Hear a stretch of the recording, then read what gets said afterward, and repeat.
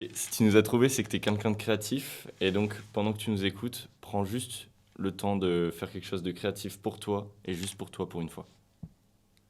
On a quelques warnings à faire avant le début de ce podcast parce que on est que des étudiants quand on n'a pas la science infuse. Donc, on vous laisse gérer, savoir ce qui vous intéresse réellement dans ce qu'on va dire. Et il n'y aura pas que des vérités probablement. Ouais, Mais Exactement. n'hésitez pas à vous inspirer. non, c'est surtout dans un but de partager des idées et puis d'évoluer tous ensemble. Ce qu'on peut faire pour commencer, c'est se présenter déjà, tous les trois, je pense. Carrément. Ouais. Qui Je commence? sais pas si. Je sais pas. Peu importe. Vas-y, Tom, en vrai. Allez, du coup, moi c'est Tom, j'ai 20 ans, je suis donc étudiant en design transport, en troisième année actuellement. Je vais avoir une tagline pour me présenter, ça serait le designer au mille business, ou vous pouvez m'appeler l'homme aux connexions LinkedIn aussi. C'est clair. Voilà, et puis concrètement, moi je suis passionné d'automobile et de création, donc c'est pour ça que je me suis lancé dans ces études. Très bien. Moi, c'est Sam, du coup. Je suis étudiant en design produit, pour le coup. J'ai 20 ans aussi. Et moi, je suis beaucoup plus axé sur le sport et le dev perso.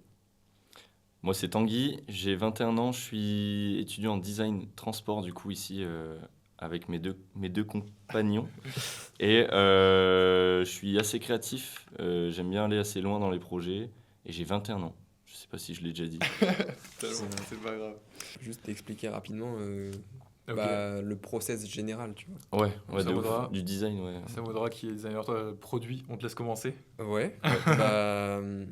Concrètement, nous, dans notre approche en soi du design, de manière générale, on a une phase du coup d'analyse où on va venir euh, identifier tous les problématiques que peuvent rencontrer des gens dans des situations du quotidien. On va avoir une phase de créativité, enfin, qu'on Ouais, appelle comme ça, Ouais. où là, on va essayer de proposer justement des solutions un peu innovées par rapport à ce qui se fait déjà, pour pouvoir proposer des nouvelles expériences, Mhm. ouais. des nouvelles manières de faire, peut-être challenger un petit peu aussi les normes. Et puis à la fin, on va se retrouver avec du développement. Du coup, on va essayer de concrétiser au maximum le produit, donc que ce soit avec du maquettage, avec de la visualisation 3D, donc de la modélisation 3D, pardon, et visualisation 3D, donc un peu plus du côté marketing C'est et ça. public. Enfin, Rendre ouais, ça esthétique un peu. ouais, c'est ça, Ouais. c'est rendre le truc satisfaisant et plaisant à regarder. Mhm. Là où si on montrait juste des stats et puis deux, trois croquis, ce serait De ouf. moins séduisant. Et après, dans ces trois grandes catégories, on peut venir y intégrer notre process, notre propre process, Mhm. qui peut venir avec du maquettage, avec du collage photo, avec toutes sortes d'outils créatifs et de manières de faire. Ouais. Bah, en transport, c'est le même processus. De toute façon, c'est très souvent le même processus pour le domaine du design en général. Et pour vulgariser, en fait, on, comme le disait Sam, on a trois phases. La première, pour une entreprise, ça va être de lui montrer les problématiques que rencontrent les gens et comment leurs produits peuvent influencer ces difficultés que rencontrent les gens. Et, euh, et les phases d'après, ça va être de présenter un produit qui répond parfaitement ou plusieurs solutions de produits qui répondent parfaitement à ces problématiques et d'en faire un beau visuel pour vous faire une belle pub à la fin et que vous puissiez acheter le produit Ouais. parce que vous êtes intéressé par ce produit visuellement et ergonomiquement. Ou arriver Ouais, à parce avoir des qu'il y belles a- voitures pour vous faire rêver et vous dire j'ai besoin de plus d'argent pour m'acheter une Porsche. Exactement, exactement. Ouais, parce qu'il y a plusieurs aspects dans le design. Il y a déjà le fait de répondre à des problématiques, mais il y a aussi le fait de vendre. Ouais, ouais, Tout à fait. On a clairement. cet aspect quand même très pragmatique. On va répondre à des contraintes et proposer de nouvelles solutions. Mais on a aussi le côté marketing où on est Ouais. censé vendre du rêve aussi et proposer un produit à la fin ou une voiture ou toutes sortes de transports. Ouais, clairement, clairement. Ok, donc Je vous propose de partir direct sur le, sur le sujet, sur le plat du jour. on n'attend plus. C'est clair. La question principale, là, d'abord, c'est quoi un portfolio? Je sais pas s'il y en a un de vous qui veut se Qui a envie lancer. de commencer, ouais. Ouais, C'est une autant. question quand même bien large, mais C'est hyper large. vas-y. Un portfolio, pour tout le monde, c'est le CV du designer ou du créatif, que vous soyez artiste, enfin j'imagine. Encore une fois, je suis qu'un étudiant, mais dans ma façon de voir les choses, le portfolio, c'est un petit peu votre vitrine et votre CV version artiste pour les entreprises vers lesquelles vous allez vouloir aller. Je trouve que c'est vraiment une manière d'exprimer un peu son univers, sur sa personnalité. Et Ouais. ouais, c'est vraiment ta vitrine. Ouais. Exactement. Ça, pour moi, c'est une manière de transmettre en fait sur sur un support physique, ce que tu ressens, tes émotions en fait et ta vision personnelle, et donc de tout regrouper sur un seul et même document en fait pour pouvoir arriver à traduire ta propre vision en quelque chose de concret, quoi. Ouais, de malade. C'est intéressant ce que Clairement. tu dis. C'est vraiment une vision, parce que typiquement, là, ce qu'on nous apprend aussi, c'est de montrer ce vers quoi on veut aller avec le portfolio. Donc, typiquement, dans les projets, ce que tu veux en ressortir, ta manière de voir les projets, parce que tout le monde a une vision différente sur la manière d'aborder les projets. Et je pense que dans le portfolio, c'est le moment de ressortir les éléments qui font vraiment ta particularité dans le projet et de les mettre en avant pour les entreprises qui vont avoir envie de travailler avec toi, ou peut-être pas. C'est vrai que ça peut arriver Ouais. aussi. Tout à fait. Il y avait une question qui était intéressante qui était sur qu'est-ce qui fait un bon portfolio Ça, et, c'est euh, intéressant, ouais. et qu'est-ce qui ferait un bon portfolio pour une personne qui se lance ou qui voudrait peut-être entrer dans une école ou dans une entreprise. Là, je peux commencer. J'ai ma propre vision là-dessus. Donc, selon moi, ce qui ferait un bon portfolio, ce serait un portfolio sur mesure.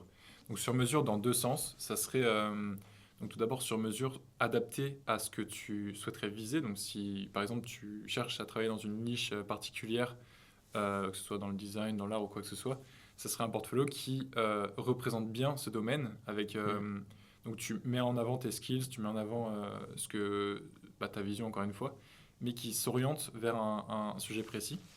Et d'un autre point de vue, pardon, il faudrait que ça soit personnalisé sur qui tu es. Donc, arriver à bien traduire ta vision, tes manières de penser, comment tu crées, etc. Ouais, Et donc, pour moi, ce serait un mix de personnalisation entre qui tu es et ce que tu aimerais faire, Ouais. qui donnerait un bon portfolio. de malade. Bah, surtout quand t'as pas encore beaucoup de projets, je pense à l'entrée dans les écoles. Typiquement, je pense pas qu'il faille se mettre la pression sur les projets qu'on présente, mais c'est surtout sa forte personnalité qu'on met en avant et ouais, sa vision peut-être pour les projets futurs qu'on va faire dans l'école, ça peut être intéressant de le voir comme ça. Enfin, j'imagine en tout cas. Un peu comment tu concrétises ce que tu as dans la tête, Mm.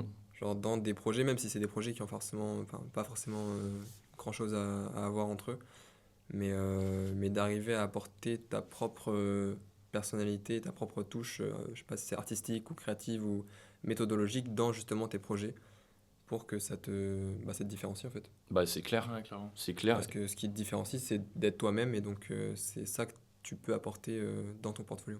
Bah oui, clairement.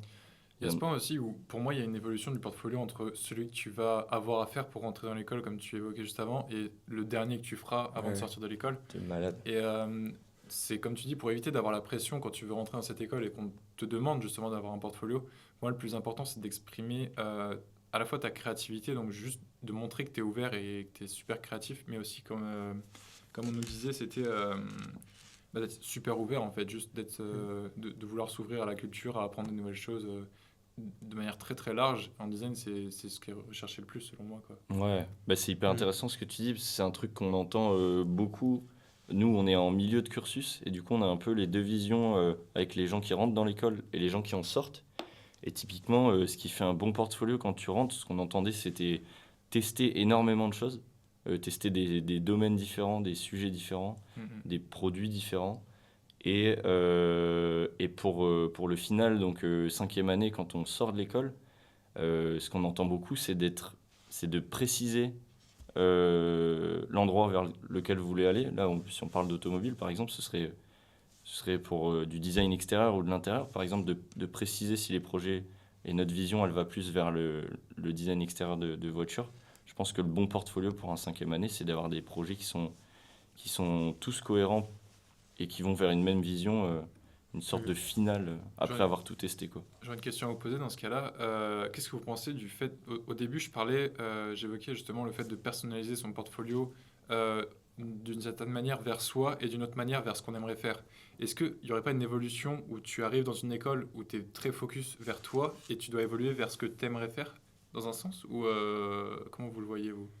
Bah, en fait, je pense qu'il faut réussir à pas se perdre en chemin Ouais, c'est et sûr. à rester en fait, honnête avec soi-même et rester honnête avec ses propres De valeurs ouf. Ouais. pour rester en fait un peu aligné avec ce que tu veux faire, Mm. tout en t'alignant forcément avec ce qui se fait dans l'industrie et ce que les gens veulent de toi, on va dire.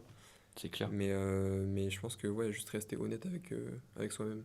Ouais, puis dans ta question, ça indurait du coup dès le début d'avoir une vision précise, Mm. alors que j'ai aussi beaucoup l'impression qu'il y en a plein qui découvrent vraiment ce qu'ils veulent faire pendant le cursus. Et Ouais, c'est clair. typiquement, si je prends nos exemples, je pense on a tous un peu viré de bord vers des sujets qu'on ne connaissait pas forcément dès le début. Je pense qu'on peut prendre le temps de développer ça. Si vous voulez parler Ouais, un peu ouais, chacun de carrément. vos évolutions, ouf. Ouais. comment vous êtes arrivé, votre ressenti du coup maintenant, vers Carrément. quoi vous êtes tourné. Bah vas-y Tom, Allez. encore une fois. Vas-y. Bah, c'est vrai que moi, déjà pour arriver ici, j'étais vraiment passionné de voiture à la base, donc je me suis dit c'est là-dedans qu'il faut que je fasse mon métier. Évidemment, attiré par les marques de luxe, etc. Et plus avant, en fait, j'ai pu avoir beaucoup d'expériences déjà, rien qu'avec des stages, avec mes expériences personnelles de ce que j'ai pu avoir. J'ai eu la chance notamment du coup d'aller à Montréal faire un semestre, d'aller faire un autre semestre à Barcelone, donc en termes d'expérience, c'est absolument fabuleux. Et du coup, ça m'a fait pas mal évoluer en fait sur ce que je voulais faire, et plus ça va, plus j'ai envie de finir dans l'entrepreneuriat, faire un truc bien bourbier. Ouais Tom, on rappelle qu'il vient juste de rentrer là de son semestre. Ouais, je suis rentré Ouais, il vient avant-hier. d'arriver. Un Là, semestre, on tourne directement, on est dans le vif du sujet. Ah, c'est Un clair, semestre à Barcelone en Espagne. c'est C'est clair. ça, On a tout à récupérer de l'expérience de Tom là. Ouais. exactement. Et moi de la vôtre. Mais donc, c'est vrai qu'en fait, on arrive avec une idée très définie, et on a l'impression que son parcours est déjà défini, en fait, qu'on a juste à travailler là-dessus. Et les expériences font que tu peux changer du tout au tout, quoi. Et c'est assez génial, mais c'est ça, en fait, il faut rester très ouvert, et c'est ça qui t'emmènera vers la direction que tu veux vraiment aborder, quoi. De ouf. Mais en même temps, tu vois, je rebondis sur ça et j'ai l'impression qu'on a tous eu un peu des déclics ou des trucs au fur et à mesure qu'on a eu des expériences. Ouais. Et sauf qu'en fait, même si les expériences sont hyper variées, j'ai l'impression qu'on revient toujours vers quelque chose qu'on faisait quand on était petit ou qu'on aimait bien quand on était petit. Ouais. Genre moi, je sais que ça revient vers la construction, le sport, les trucs comme ça, et ça revient en masse vers là-bas. Mais en même temps, j'ai réussi à prendre de toutes les expériences que j'ai fait genre à côté, qui ont forcément pas forcément grand-chose à voir. Des stages que j'ai pu faire depuis la première année, ou même des genres de voyages ou des trucs comme ça.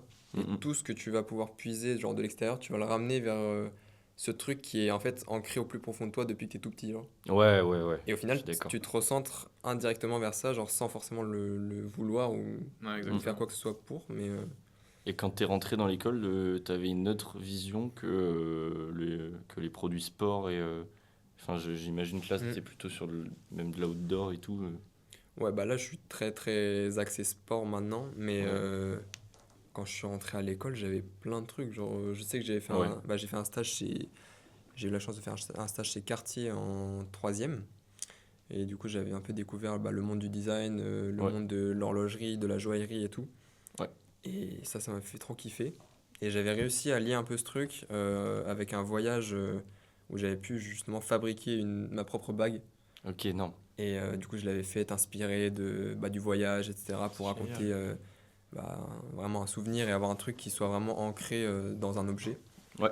Et au final, ce truc de joaillerie, je l'ai un peu perdu parce que je me suis orienté vers le sport. Mais pour autant, j'ai toujours ce petit faible un peu artistique, Ouais, bien sûr.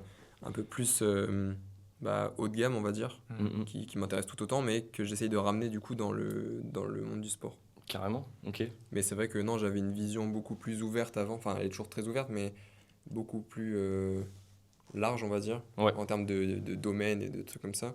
Et que maintenant c'est beaucoup plus axé sport, mais en puisant dans les différentes sources d'inspiration que je peux trouver à droite à gauche, quoi. Ouais, ok. Ouais, moi c'est pareil. En arrivant dans l'école, j'avais vraiment des envies de partir dans le domaine du nautisme, les bateaux, tout ça. J'ai fait 2 premiers stages dans les bateaux. Et en fait, ça m'a permis de me rendre compte aussi que rien n'est figé. Et que typiquement, là, ce qui m'intéresse le plus et ce vers quoi j'ai envie de partir maintenant avec un peu ce recul d'avoir fait d'autres choses, c'est beaucoup plus d'extérieur automobile Mais tourner un peu plus vers l'innovation, je pense à l'advanced design, ça parle peut-être pas à l'ensemble de la population, on va dire. Peut-être tu peux Mais essayer de le simplifier ouais, dans l'advanced design, l'explication. en tout cas dans l'automobile, euh, pour la plupart des gens, c'est ce que vous voyez dans les salons automobiles, les concept cars. En fait, c'est des véhicules qui vont être créés dans l'objectif de montrer une vision, de montrer en fait ce vers quoi la marque va pouvoir se tourner dans le futur et de récupérer des technologies, de commencer à implanter des technologies pour en fait montrer ce qui va pouvoir se faire de plus en plus dans le futur. Et donc ce que vous retrouvez dans les voitures de tous les jours, c'est un mélange de plein de choses qui ont été proposées dans les concept cars, avec des technologies qu'on a présentées des années avant, mais aussi comment je pourrais dire ça? Des Des... inventions, en fait, c'est des Des expériences moyens d'aller plus nouvelles loin. ou des... Ouais, Mm. ouais, ou même des visions par rapport Mm. au style. Tout à fait, ouais. Vous Oui, allez ouais. retrouver des lignes précises qui ont été imaginées sur des concept C'est un cars. moyen de donner On une retrouve direction, en fait, aux futures gammes de cette marque qui pourra arriver, quoi. de ouf. Oui, ouais. Ouais, ouais. Et donc ça, c'est un truc qui a commencé à m'intéresser beaucoup, alors que à la base, j'étais pas non plus hyper intéressé par le domaine de l'automobile. Et donc je pense qu'il faut aussi garder en tête que tout peut changer. Il faut vraiment pas se figer sur quelque chose parce que c'est le meilleur moyen de se bloquer dans sa créativité et tout ça. Je pense qu'il faut vraiment avancer sans oublier qu'on peut changer et revirer, que ce soit dans n'importe quel domaine, hein. Je pense que ça marche pour tout, pas que pour le design. Tout à fait. Donc, si on revenait rapidement sur notre question principale qui était qu'est-ce qui ferait un bon folio, qu'est-ce qu'on aurait comme argument à donner maintenant, selon vous? Ouais, avec Qu'est-ce les que- décisions. ouais, avec des arguments concrets, si on revient sur la question, qu'est-ce qu'on peut conclure sur cette partie-là? Bah, pour moi, je pense qu'il faut déjà l'axer en fonction de ce que tu veux. Ouais. Ça, je pense qu'on était assez clair là-dessus. En Tout à fonction de si tu veux faire justement de l'automobile extérieure, bah, tu vas forcément mettre des projets qui seront plus tournés Ouais. vers ça. Ou alors réussir à amener des projets, enfin amener des notions de design extérieur à Ouais. d'autres projets. Bien sûr. Et ensuite réussir à apporter ta personnalité et ta vision, ta propre vision à ça, Ouais. qui pourrait montrer ce que tu pourrais apporter à une entreprise, à une boîte ou un truc Exactement. que tu pourrais rejoindre. De Ouais, ouf. je te suis complètement là-dessus. Ça, ce serait un premier argument. Du coup, aller au maximum vers ce qui te plaît. Mm. Et puis le montrer typiquement ta vision sur ce que tu aimerais faire plus tard. Le deuxième argument serait quoi, peut-être? C'est une bonne question. Moi, je dirais qu'il faut que ça puisse être facile à comprendre. Parce qu'en fait, les gens Ouais. qui vont regarder les portfolios sont des gens qui Ouais. passent très peu de temps à réellement regarder ton portfolio. En moyenne, on avait une statistique qui disait qu'un embaucheur, je crois, il regarde pendant 6 secondes ton portfolio. C'est pas quelque chose comme ça? Il le regarde vraiment, Ouais, c'est vrai que il passe très, rapidement. Très hein. très vite, ouais. Ouais. Et donc, le but, c'est d'être eye-catcher. C'est Ouais. d'attraper la personne, quoi, d'avoir des visuels qui marquent. Et donc pour ça, Ouais. faut arriver à avoir une identité graphique qui fonctionne, à trouver. En fait, il n'y a pas une solution précise, mais il faut réussir à avoir quelque chose qui est marquant en fait pour que la Mm. personne se dise, Mhm. ok, je me souviens de ce projet, je me souviens aussi ouais, quoi que ce soit qui fait que ta personne puisse être liée à un projet en se disant, ah oui, c'est toi qui as fait ce projet-là. Et donc ça permet Ouais, c'est ça. Clairement. à ces embaucheurs d'avoir Puis une faciliter la compréhension aussi, parce qu'on a tendance à oublier que les projets sur lesquels on bosse, on y est depuis un moment, et peut-être que ça nous semble clair et précis de notre côté, Mm. mais la personne qui lit le portfolio ou qui découvre le portfolio, elle découvre en même temps les projets. Et donc si en quelques secondes, elle doit essayer de comprendre le projet, je pense qu'il faut que ce soit très simple dès le début. Ouais. Pour toutes les phases du projet, hein, peu importe, Ouais, c'est sûr. même la visualisation finale, faut pas que ce soit trop complexe. Je pense qu'il faut que ça tape à l'œil et que ce soit facile en termes d'analyse à comprendre.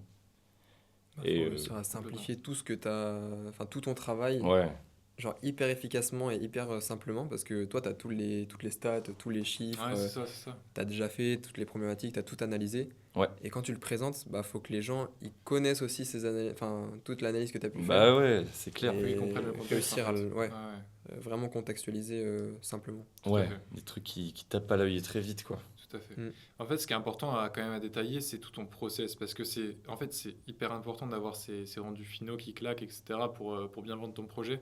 Mais enfin, les personnes qui vont regarder ton portfolio sont des gens qui potentiellement seraient intéressés pour travailler avec toi, et Ouais. ils sont intéressés de savoir comment tu travailles, en fait, quelles sont tes Ouais, étapes, c'est quelles ça. sont tes itérations, comment tu gères un projet. Et donc, Oui.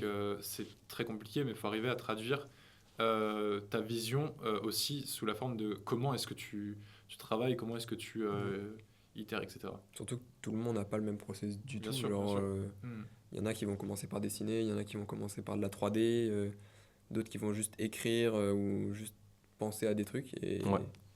le fait de ouais, peut-être valoriser un petit peu son process, ça peut être quelque chose qui est pas mal à mettre en avant. Vraiment. Ouais, complètement. Bah c'est... Ouais, très C'est clairement. aussi un facteur différenciant en fait, parce que Bah oui. personne n'a le même process. Faut que C'est ça. ton process il match aussi un petit peu avec ce que fait l'entreprise déjà de base.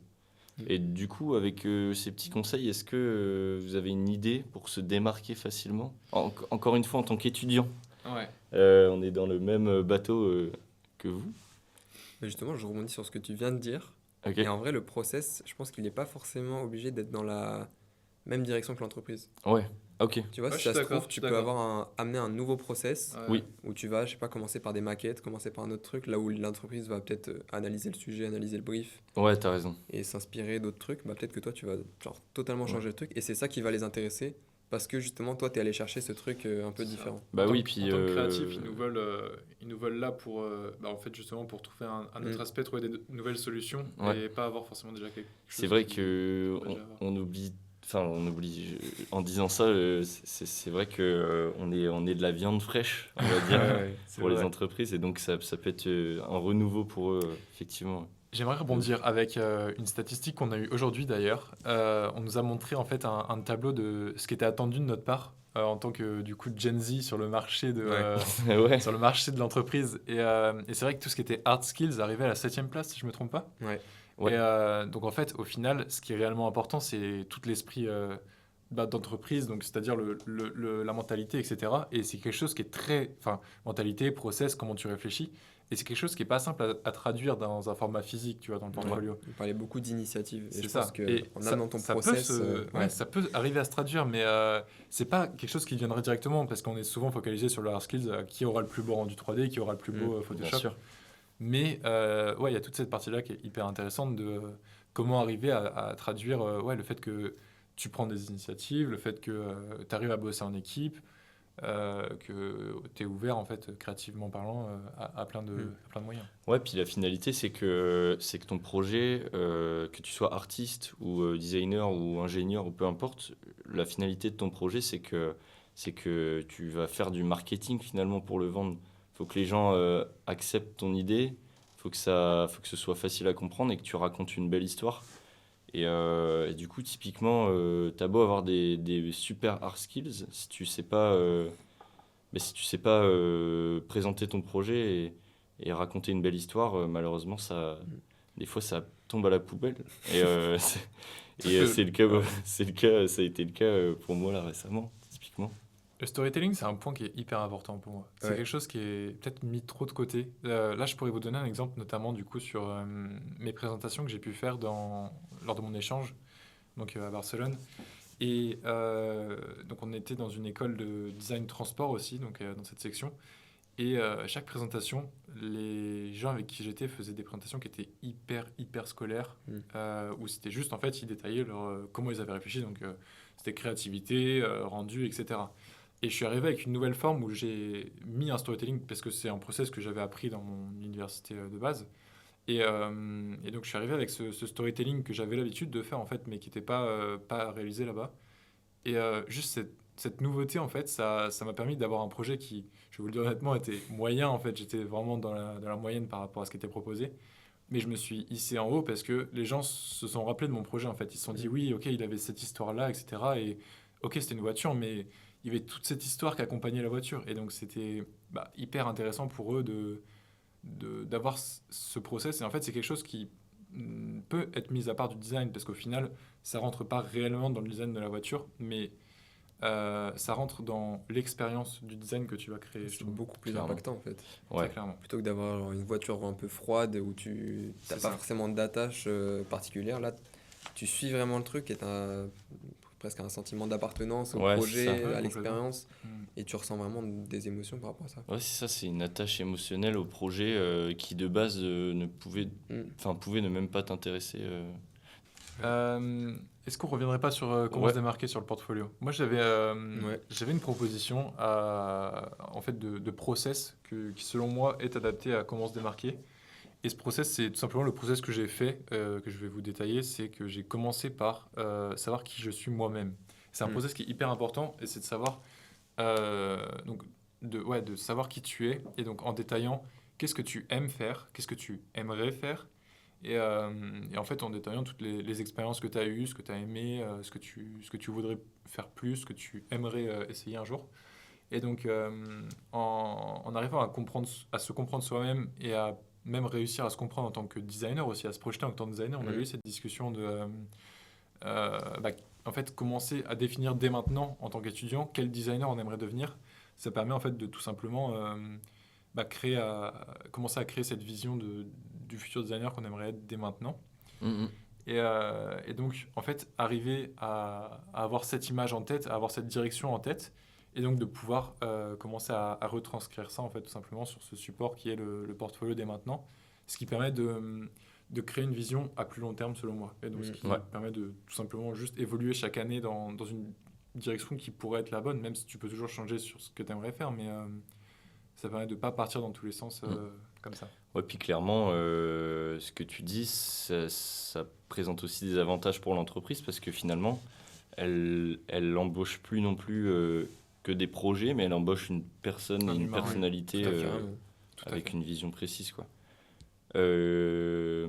Est-ce que ça vous dit de discuter des inspirations principales que Tout à vous fait. avez quand vous avancez sur votre portfolio? Parce que c'est souvent un sujet compliqué, le portfolio, et c'est souvent une page blanche pendant un moment pour trouver le style Ouais, c'est clair. et les projets qu'on va y mettre. Et quelles sont du coup vos inspirations pour commencer un portfolio? Je pense que je reviens à cette idée de ce que disait Tom avec le personal branding, de savoir ce que tu veux faire, ce qui te plaît, etc. pour pouvoir cibler justement tes aspirations. Mhm. Parce que on a tellement accès à l'information maintenant que tu peux t'inspirer de tout et n'importe quoi. Ouais, C'est exactement. clair. Et commencer une page, puis le lendemain te dire ah ouais, non, en fait, ça c'est pas la bonne direction, je vais prendre ça. Et tu peux très vite tomber dans ce piège-là. Mhm. Mais donc, ouais, je pense commencer déjà à cibler tes inspirations pour ensuite, et cibler par rapport à toi surtout, Ouais. pour ensuite créer une cohérence globale, que ce soit en termes d'esthétique, mais de contenu aussi. Ouais. Et du coup, je pense que c'est hyper personnel, enfin hyper spécifique à chacun.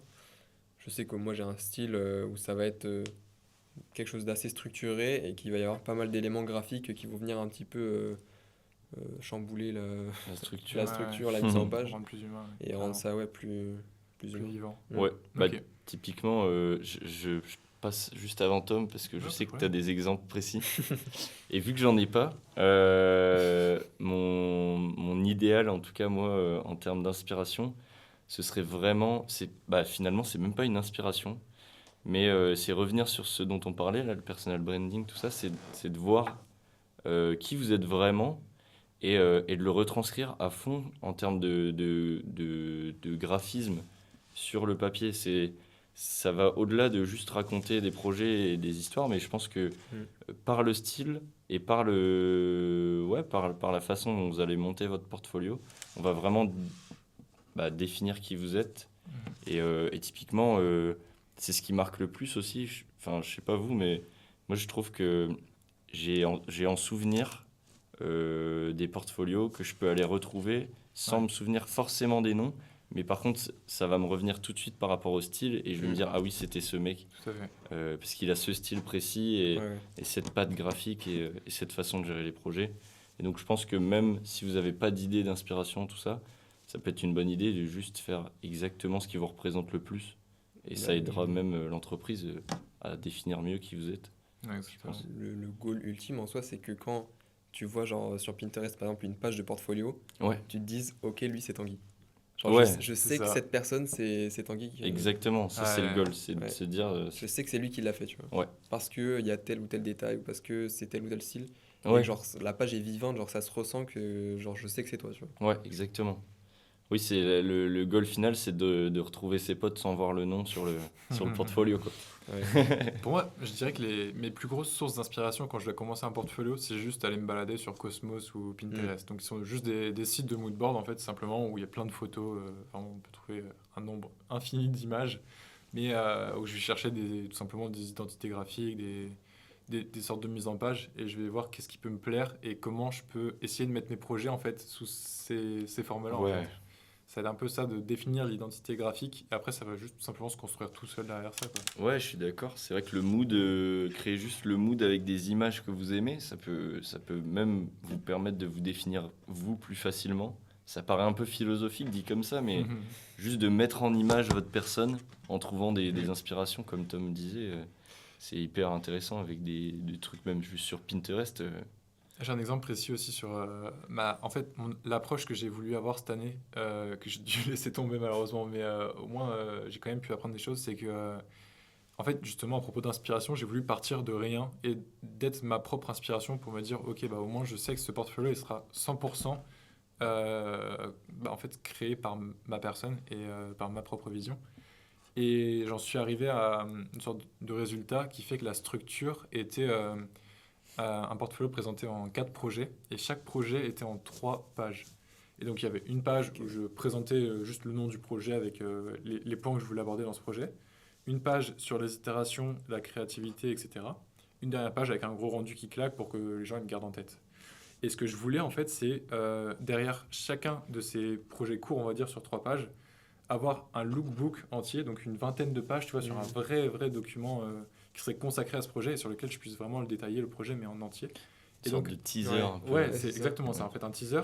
Et ça me permettait aussi d'avoir ce portfolio, comme on a dit juste avant, complètement sur mesure, en fait. Je pouvais Ouais. adapter le folio en fonction des personnes à qui je l'envoyais. C'est clair. Et ça me paraissait assez cool parce que surtout j'adore le format lookbook en fait parce que moi je sais que dans mon process je suis quelqu'un qui aime bien avoir des projets entiers donc c'est créer une identité graphique, créer un produit et créer en fait un environnement qui va avec et ça me permettait de jouer avec ça en créant ces lookbooks. Mais le problème que je me suis rendu compte, c'est comme on l'a aussi abordé, les gens ils passent très peu de temps à regarder les portfolios et si tu n'as que des résumés comme ça, que des teasers, le risque c'est que en fait ils pas veulent forcément en la- voir, forcément le projet, quoi. ouais c'est ça, ou qu'ils veulent en voir plus directement et qu'ils prennent pas le temps de. Ouais, qu'ils aillent pas plus loin C'est parce ça. qu'ils ont pas le temps. Donc on se retrouve un peu limité mine de rien en cherchant de nouvelles solutions. Finalement, il n'y en a pas forcément qui Ouais. existent, mais je pense qu'il y a quand même des moyens Il y a des moyens de contourner, je de pense. contourner. Tout à fait, tout à fait. Mm. Il va juste falloir continuer à réfléchir à ça. Ouais, non, c'est clair. C'est C'est clair. pas fini. Et tu vas finir par trouver. Petite anecdote. Ouais, une petite anecdote. vous avez des trucs choses à partager croustillants C'est Je les sais autres, que Tom, c'est- t'as- je sais pas trop. Ouais. Moi j'en ai une. Vas-y, qui est, vas-y, je te laisse commencer. hein. très mauvaise anecdote sur le portfolio. Parce que, en fait, c'est une histoire qui avait bien commencé. Et Tanguy en faisait partie de cette histoire. C'est Wow. simplement que l'année dernière, on avait été sélectionné parmi un petit groupe pour présenter notre portfolio à des designers très haut placés de l'industrie, on va dire. Et il se trouve que j'avais un bon portfolio à présenter, j'en étais fier. Mais que je me suis absolument pas préparé à cette présentation. Donc déjà, je n'ai pas su comment le présenter le moment venu. Et le deuxième point surtout, c'est que j'ai présenté ce portfolio dans un train. Ah oui, c'est vrai. Quelle Putain, oui, erreur! je m'en souviens. Quelle erreur! Et donc Incroyable. en fait, je me suis retrouvé en appel avec le head of design d'une entreprise et avec quelqu'un des ressources humaines aussi. Ouais. Et j'étais vraiment dans le hall, enfin pas dans le hall, mais dans tu sais, le couloir du train là où tu passes tes appels. Ouais, c'est Avec chaud. les gens qui rentraient, des gens qui sortaient, Ah, des gens putain, qui étaient au téléphone à côté de moi, c'était Les catastrophique. gens qui vont aux toilettes. Ouais, c'était vraiment catastrophique. Donc ça, plus le fait que j'avais pas préparé, en fait j'ai présenté, c'était très très long. J'aurais jamais dû faire ça, mais en fait, on nous a pas appris à présenter un portfolio. Enfin, à l'époque, on ne l'avait pas fait. Ouais. Et c'est vrai que, en fait, on nous dit de focus des points qui intéressent l'entreprise. Et c'est la même chose quand tu présentes, c'est-à-dire passe le plus de temps à présenter les points qui ont réel intérêt et une réelle utilité à ces personnes qui pourraient t'embaucher. Et donc, c'est ça qu'il faut vraiment bien penser à détailler et encore une fois, bien faire sur mesure. Et c'est quelque chose que je n'avais pas du tout en fait en connaissance. Donc c'est vrai que ça a été une très mauvaise expérience. Mais écoutez, c'est comme ça qu'on apprend. Hein. Il n'y a pas de réussite sans échec. Non, c'est clair. Moi, je vais juste rebondir sur l'anecdote de Tom parce que du coup, j'étais dans la même anecdote. Et typiquement, c'est un truc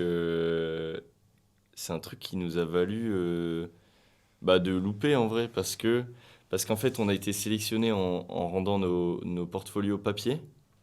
Enfin, nos portfolios juste en visuel sans les présenter.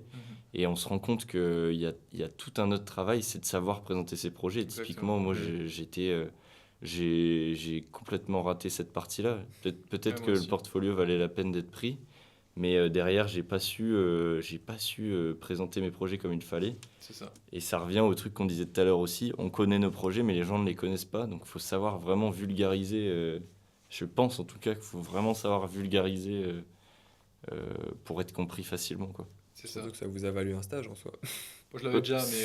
Ça nous a valu un stage. J'avais pas la pression. Un stage pas n'importe où en plus. Un stage pas n'importe où, ouais. Non, c'est clair. Et c'est pas grave, ça permet aussi de booster un peu les trucs où on a loupé les années précédentes. Ouais. Mais si j'avais une autre anecdote qui est du coup séparée de celle de Tom, c'est la sauvegarde. Hein. J'ai perdu le portfolio de... Bon, ça va, c'était la première année, mais c'est un reminder pour tous ceux d'entre vous là, qui ne sauvegardent pas. Là. Petit contrôle S, là. Le contrôle S, la sauvegarde, hein, parce que j'avais perdu le portfolio. Ah, c'est clair. L'angoisse. Ouais, c'est chiant. Ça aurait été chiant dans ces années-là, là, parce que la première année, ça allait encore, mais là, ça commence à être plus chiant. C'est clair. Moi, j'ai une anecdote qui ressemble à celle de Tom. Ok. C'est pareil, c'est pour le stage de deuxième année. Et en fait, j'avais un entretien, disons à 18h. Et à 17h30, j'étais en train de jouer au foot. Il y avait un tournoi, le tournoi de l'école. Et ce jour-là, en plus, je me suis blessé. Je suis tombé, je me suis râpé vraiment tout le bras. Ah oui. Et là, dans ma tête, je me suis dit, soit je fais l'appel sur le bord du terrain avec mon Mac, parce que j'avais mon ordi, j'avais toutes mes affaires et tout. Soit je dois décaler, enfin je dois appeler le gars et tout pour décaler soit un autre jour, soit rentrer à la serre, à l'école et tout. Et je me suis dit, mais je sais pas quoi faire. Qu'est-ce que j'ai fait? Je me suis posé sur le côté, j'ai ouvert mon Mac et j'ai lancé la visio. Ah ouais. Et en fait, c'était tellement bancal, genre... Tu sais, je venais de sortir du truc, il y avait encore ce truc d'adrénaline, où je viens de me blesser et tout. En même temps, en face, du coup, j'avais... après, c'était Hugo. Donc, c'est un étudiant qui est en 5e année maintenant. Et donc, c'est lui que j'avais en visio. Et en fait, je devais présenter mon portfolio, etc. Et la partie de présentation s'est bien passée. Mais c'est juste qu'en fait, j'ai fait mauvaise impression, entre guillemets, parce que j'étais dehors, parce que j'étais avec mon cercle d'amis à moi. C'est ça. Et du coup, lui, il s'est senti un peu exclu de ce truc. Et il me l'a raconté après, d'ailleurs, c'est qu'il m'a dit plus jamais tu fais ça. Donc ça, je le retiens bien. Et c'est surtout ça qui m'a valu aussi le fait de ne pas avoir le stage au début. Il m'a dit qu'il avait pris quelqu'un d'autre à la place, justement pour ça. Même si j'avais le profil qui correspondait, etc. Mais humainement, ça a fait un petit décalage, on va dire. En fait, c'est ça, faut bien présenter, quoi. Et c'est un entretien d'embauche. ça m'a valu le stage. Et heureusement, la personne qui a été prise n'a pas pu. Et du coup, la place s'est libérée pour moi. Donc, sur ça, j'ai eu beaucoup de chance. Mais c'est vrai que j'aurais pu petite remise mieux en place, préparer l'entretien. Pareil, hein, heureusement que j'avais pas la pression de vouloir ce stage absolument, quoi. Mais c'est ça en fait, en vrai pour la conclusion, c'est vous avez beau faire des super beaux portfolios, il faut pas oublier la partie présentation. Il y a encore un travail à faire. Il y a encore un travail à faire. Il reste une deuxième partie du boulot qui est la présentation qu'il faut pas prendre à la légère, quoi. Parce que ça reste, les gens embauchent un humain et vos projets ont beau être cool, la finalité c'est que si vous savez pas les présenter ou que si vous les présentez mal ou au mauvais endroit, au mauvais moment, ça peut être terrible. Ah, c'est clair. L'heure de la conclusion. Ouais. Bah donc là, on a abordé le sujet du portfolio, mais c'est évidemment applicable à plein d'autres sujets, en fait, tout simplement. Et donc, la conclusion sur laquelle on aimerait rester avec vous, c'est tout simplement d'être créatif. Et juste, ne vous mettez pas de barrière, quoi, tout simplement. Libérez votre créativité parce que c'est hyper important, en fait, Et soyez vous-même. de rester créatif. Soyez Tout à fait, vous-même d'être et soi-même. commencez maintenant. Ouais. N'attendez plus. Il a raison, le meilleur moment de commencer, c'est maintenant. N'attendez plus. Et donc, merci encore d'avoir suivi ce podcast. C'était une première pour nous. Je sais pas Ouais. si vous pouvez nous envoyer Ouais. des retours ou quoi que ce soit. Merci pour vos applaudissements. Mais On vous entend. on vous entend, évidemment. Et n'oubliez Voilà. pas, on est 3 étudiants qui discutent d'un sujet. On n'est pas des experts, mais on s'amuse. Exactement. Allez.